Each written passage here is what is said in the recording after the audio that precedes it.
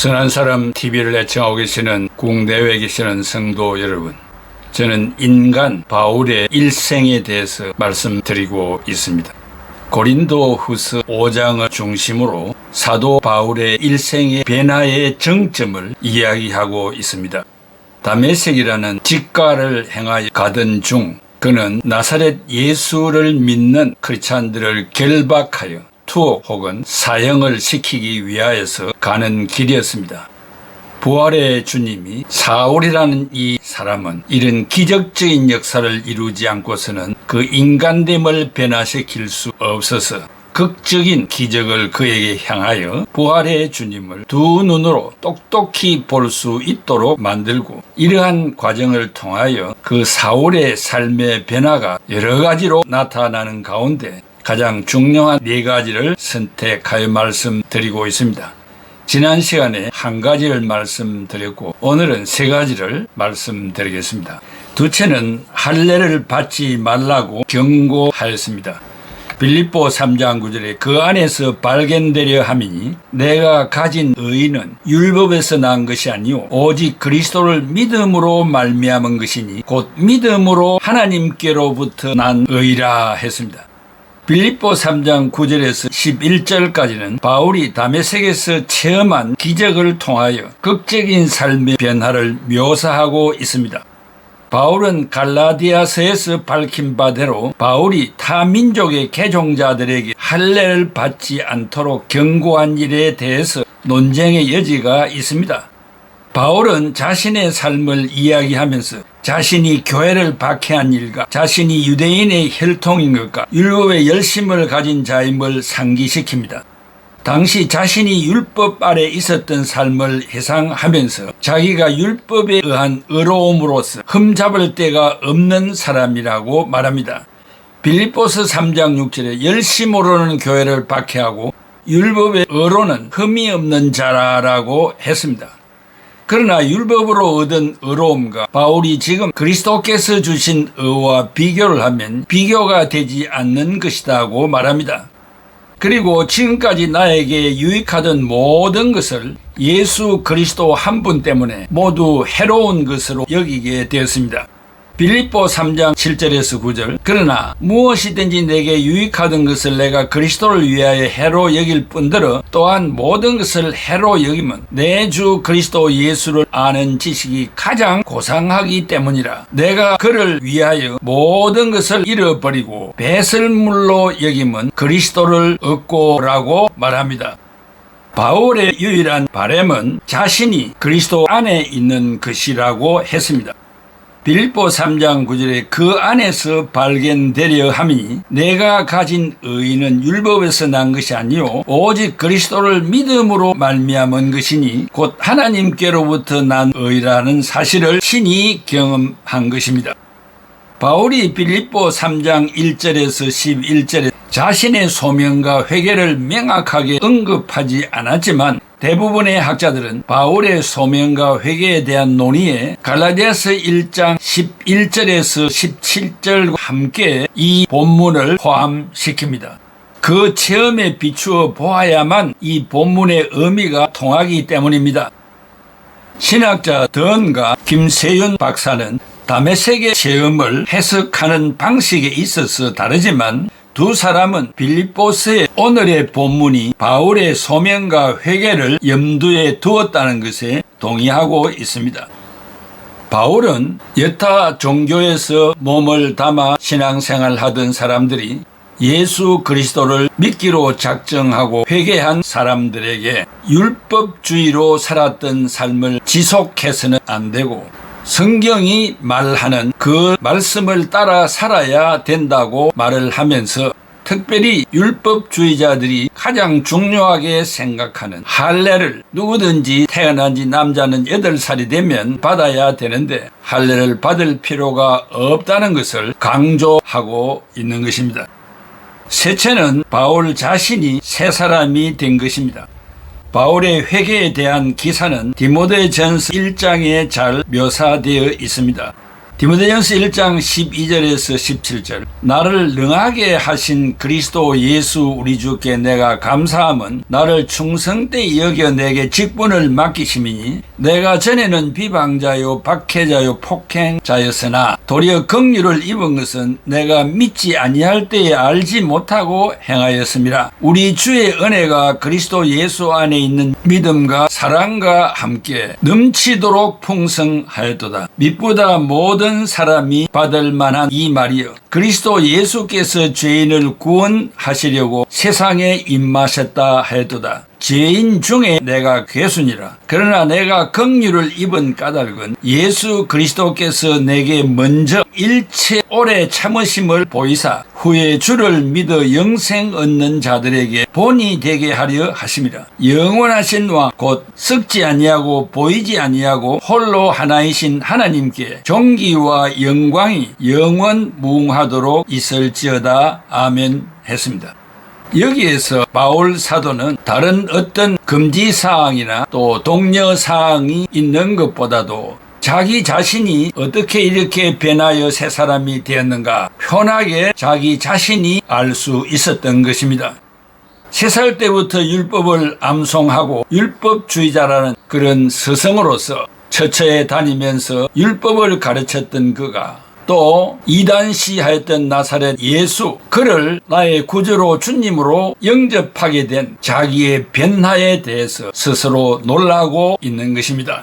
이러한 경험들이 율법을 추종하는 자들을 설득하고 이해시키기에는 어려움도 있었지만 또 한편으로는 자기의 변화의 과정을 설명함으로써 복음을 가르치기에 유익한 점이 되었다는 사실을 강조하고 있습니다. 네 번째는 디모데에게 다른 교훈을 가르치지 말도록 경고하도록 말하였습니다. 이것은 디모데전서 1장 3절에서 11절에 나옵니다. 특히 디모데전서 1장 11절에 이 교훈은 내게 맡기신 바 복되신 하나님의 영광의 복음을 따름이니라. 바울은 디모데에게 하나님의 영광스러운 복음 외에 다른 복음을 가르치지 말라고 부탁하였습니다. 바울은 거짓 복음과 바른 교훈을 대비시킨 다음 자기에게 직무를 맡기신 그리스도 예수께 감사를 드립니다. 디모데전서 1장 12절에 나를 능하게 하신 그리스도 예수 우리 주께 내가 감사함은 나를 충성되이 여겨 내게 직분을 맡기심이니. 그리고 바울이 이전에는 그리스도를 모독하고 박해하던 자였음을 인정합니다. 그러나 그것은 자신이 모르고 한 일이었고 믿음이 없어서 행한 일이었기에 자비를 받았으며 하나님의 은혜를 통해 믿음과 사랑을 풍성하게 받았습니다. 디모데전서 1장 13, 14절에 내가 전에는 비방자요 박해자요 폭행자였으나 도리어 긍휼을 입은 것은 내가 믿지 아니할 때에 알지 못하고 행하였습니다. 우리 주의 은혜가 그리스도 예수 안에 있는 믿음과 사랑과 함께 넘치도록 풍성하였도다라고 했습니다. 또한 바울은 15절에 믿보다 모든 사람이 받을 만한 이 말이여 그리스도 예수께서 죄인을 구원하시려고 세상에 임하셨다 하였도다. 죄인 중에 내가 괴순이라. 바울은 그리스도께서 이 세상에 오셔서 구원하신 죄인들 가운데 첫째에 가는 죄인이며 괴수라고 자백하였습니다. 여기에 괴수는 헬라말로 프로토스, foremost, 이것은 어떤가는 죄인이라는 말이 되겠습니다. 바울은 과거를 돌아보면서 자신을 죄인들을 향한 그리스도의 인내와 자비의 본보기가 되게 하려고 특별한 자비하심으로 돌보아 주셨다는 것입니다. 여기에 본보기, 헬라말로 히포티퍼시스, 영어로 패턴인데 귀감이 되게 했다는 말입니다. 바울이 디모데전서에서 자기 자신을 박해자로 묘사한 것은 갈라디아서 1장 13절, 빌립보서 3장 6절의 영향을 받은 것이지만 지금은 다른 민족들에게 복음을 전하도록 부름을 받았다는 자신의 사도직에 대해서는 말하지 않습니다. 갈라디아서 1장 13절에 내가 이전에 유대교에 있을 때에 행한 일을 너희가 들었거니와 하나님의 교회를 심히 박해하여 멸하고 빌립보서 3장 6절에 열심으로는 교회를 박해하고 율법에 어로는 흠이 없는 자라. 그 대신 바울은 자신의 회개를 다른 사람을 위한 희망의 모델과 귀감으로 만들기 위하여 그리스도께서 자기 삶에 일으키신 극적인 변화에 초점을 맞춥니다.